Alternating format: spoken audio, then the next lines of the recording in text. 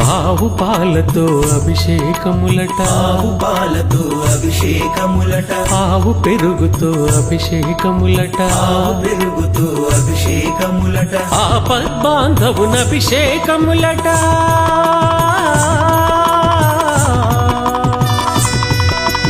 ఆపద్బాంధవున అభిషేకములట, అనాథ రక్షకున అభిషేకములట. అభిషేకము చూతమురారండి, మన అయ్యప్ప స్వామికి అభిషేకము చూతమురారండి.